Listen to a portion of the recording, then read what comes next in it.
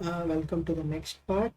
In this part, we'll start with building a ID3 algorithm itself. We are not going to use inbuilt library RPart for building the ID3 decision tree. Rather, we are going to build our own decision tree algorithm. So when we observe in the previous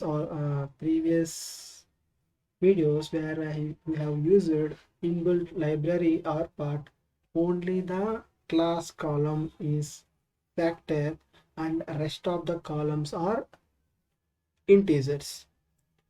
But when we are dealing with continuous variables, our decision trees won't work, or the ID3 decision tree won't work on continuous data.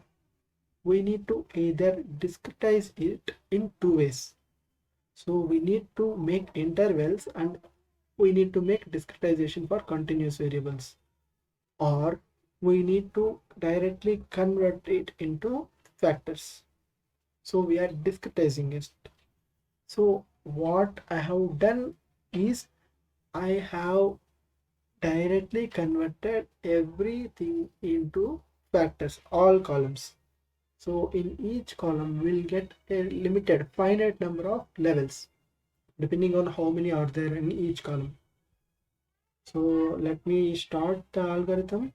So for doing the algorithm, we'll create two R class types. So one is tree and the second is node. So what tree will contain? So tree will be used in a recursive structure that contains either another tree or a node at each branch, as noted here. And we'll see how it is built. So tree, so let a function is returned which is built upon the parameters root comma branches. Will pass it from another function and it will do what? So it will add it. So as we have indicated, tree will use a recursive structure that contains either another tree, so another tree are added, or another branch or node is added when we call it. So it is stored in tree. So when we come to the node, so it is the terminal location on the tree. So what branch indicates? So branch contains a node will signify that the algorithm has either every element in the subset belong to the same class. So every element is either ones or zeros or one and zero. That is class is reached, or so there are no more attributes to be selected, or there are no more examples in the subset. So if any of the three are met, so we'll stop there.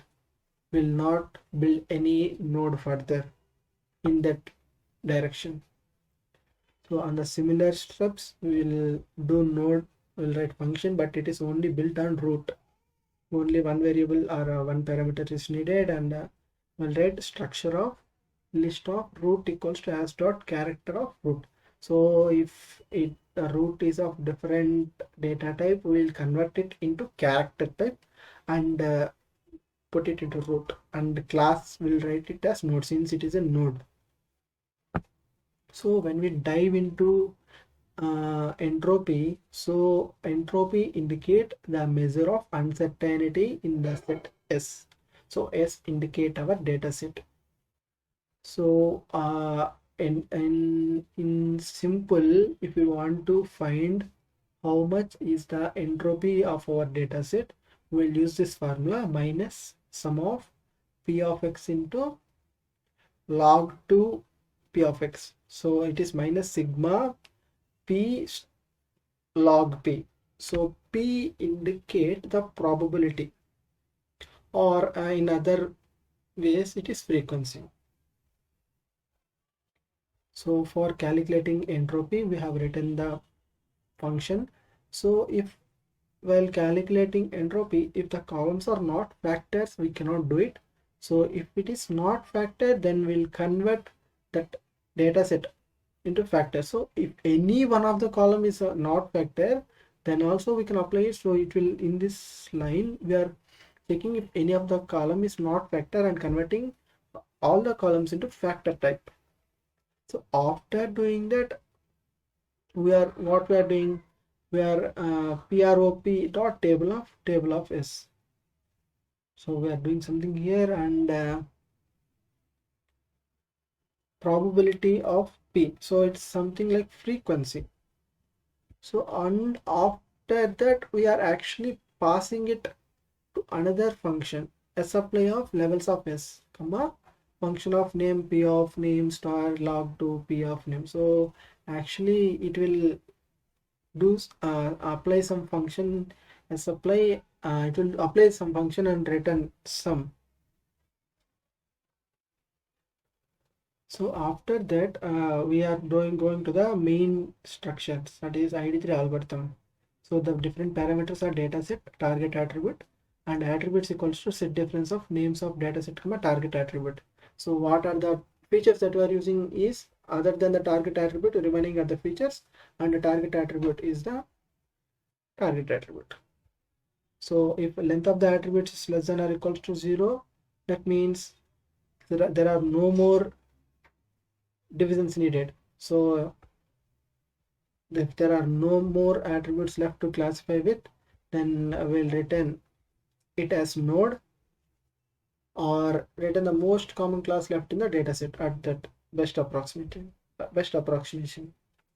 So after that we are checking if it is unique and returning the node value if it is unique, and that means if everything is ones or zeros. And these are the different things, like selecting the best attribute. So we'll check which has the, like which attribute or splitting on which attribute will get the least entropy, and we'll do the set difference. We will remove that attribute, and in the next steps we'll build the next branch, or the division is based on that best attribute, and we'll do this recursively. So the rest of the code, what is it is doing, it is recursively checking at each step. On that step, when we have removed this column, and from the remaining columns, if we divide on which column, we'll get more decreased entropy or more information gain. So it will recursively build till the leaf nodes. So most frequency function we have used it already. So let me run this. So we have not run this, right? I will run these two. Tree, node, entropy, and ID3 most frequency. It will give the frequency of each column, how many attributes, how many different levels are there, frequency of each level in each column. So we'll use this predict ID3 to predict on the new data. So in that we are going to write two functions, function inside the function. So this function will return the predicted value, and this will do traversing, and at the final it will you apply that test observation 1 comma traverse. So basically don't need to panic, this is just a prediction function that is predicting on the new test data. So after building the algorithm, we'll go to the further steps I will discuss in the next video.